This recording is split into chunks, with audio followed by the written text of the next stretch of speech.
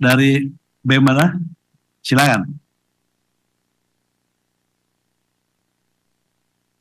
Baik. Assalamualaikum warahmatullahi wabarakatuh. Selamat sore rekan-rekan semua, rekan-rekan media dan yang terhormati, yang saya hormati, Bapak Dewan sekalian. Terima kasih atas kesempatan dan waktunya sudah mau menyediakan waktu untuk berdialog dengan kami bersama kita semua di tengah krisis dan permasalahan yang belakangan ini terjadi. Hidup mahasiswa, hidup rakyat Indonesia. Saya Jim Colin, perwakilan dari keluarga besar mahasiswa Trisakti. Rasanya beberapa poin yang ingin saya sampaikan sebelumnya sudah tersampaikan dengan begitu baik oleh rekan saya dari BEM UI. Mungkin beberapa poin tambahan yang ingin saya amanatkan kepada Bapak-Bapak Dewan selaku perwakilan kami sebagai mahasiswa dan rakyat Indonesia tentunya. Jauh beberapa bulan, mungkin beberapa minggu, sebelum kejadian Afan Kurniawan yang begitu menyayat hati kami, terjadi pula seorang anak kecil mati, meninggal dunia di tengah krisis ekonomi yang dialami keluarganya. Mungkin rekan-rekan semua tahu, rekan-rekan media pun pasti tahu bagaimana proses kematian itu bisa keluar cacing dari, alat kelaminnya, dari hidungnya, dan ditemukan 1 kilogram cacing di dalam tubuhnya. Berselang beberapa minggu kemudian, beberapa saat kemudian, Indonesia merdeka. Kami merayakan 80 tahun kemerdekaan Indonesia. Dan apa hadiahnya? Kita mendapatkan kabar rekan-rekan bahwasannya dewan-dewan yang menjadi perwakilan dari kita semua, yang agaknya kita semua kadangkala, mungkin seringkali tidak merasa terwakilkan, namun dapat mendapatkan kenaikan gaji dan tunjangan yang begitu tinggi. Di tengah kemewahan yang sudah bapak-bapak dan ibu-ibu semua rasakan, dan di tengah tekanan krisis yang masyarakat kecil di bawah alami. Pertama-tama menanggapi hal itu, saya menuntut untuk Bapak-Bapak Dewan dan pemerintah sekalian untuk segera mengesahkan rancangan undang-undang perampasan aset sekiranya dalam kurun waktu 30 hari. Melihat bagaimana indeks persentase korupsi Indonesia yang saat ini terakhir audit itu mendapatkan skor sebanyak 22. Yang mana dalam penilaian skor itu 0 artinya tingkat korupsi itu begitu parah, dan 100 artinya negara itu begitu bersih dari korupsi. Indonesia mendapatkan skor 22 di tengah standar internasional yaitu sebesar 43. Bahkan jika disandingkan dengan negara-negara tetangga, poin kita begitu buruk sekali, Pak. Oleh karena itu, saya menuntut Bapak-Bapak yang terhormat untuk dapat mewakilkan suara-suara kami, untuk dapat mempercepat rancangan undang-undang perampasan aset. Indonesia sekiranya kehilangan sebanyak 588 triliun akibat korupsi dalam dekade terakhir. Berdasarkan data dari KPK tahun 2024. Aset recovery rate Indonesia hanya 0,2% dibanding standar internasional 3-5%.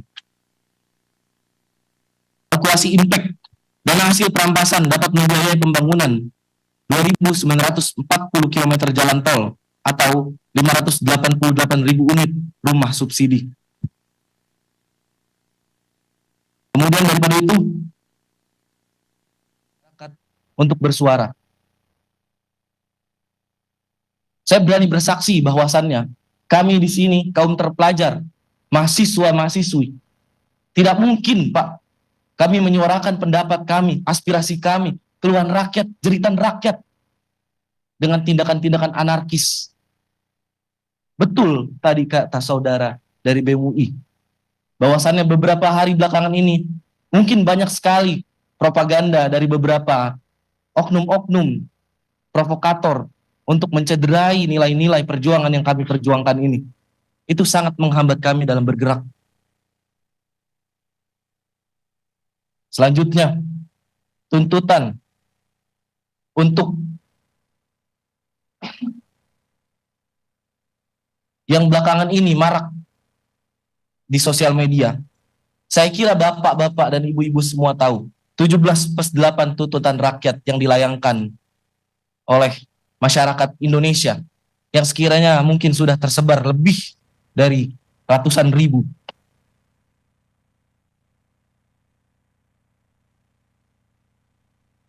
Yang pertama untuk Presiden Republik Indonesia, merevisi kebijakan fiskal pro rakyat.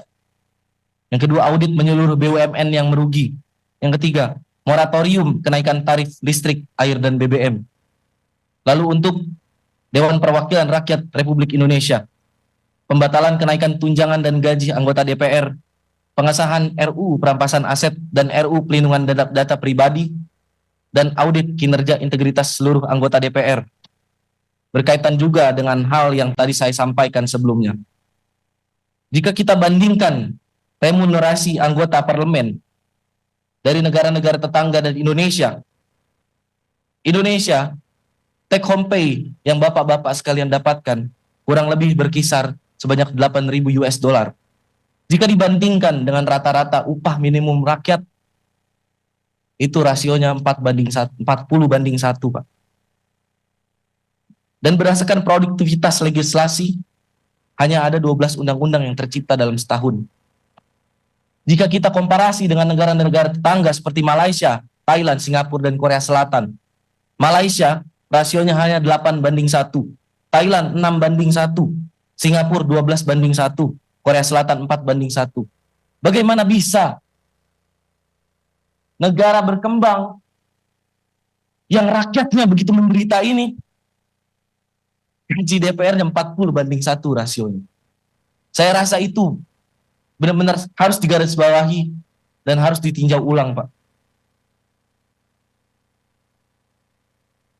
Yang selanjutnya, berdasarkan latar belakang saya di sektor transportasi dan logistik, saya menuntut untuk modernisasi logistik. Sebanyak 828 terminal logistik modern, yaitu 1 miliar per unit, sistem tracking digital untuk 100.000 truk nasional, cold storage network di 414 kabupaten atau kota, dan berikan subsidi transportasi publik, subsidi tarif 50% untuk 166 juta perjalanan per tahun, mengingat Indonesia dengan kapasitas penduduk yang begitu besar. Gratis transportasi untuk 8,28 juta keluarga miskin per tahun, dan program Kartu Jakartawan Nasional untuk 41,4 juta pengguna.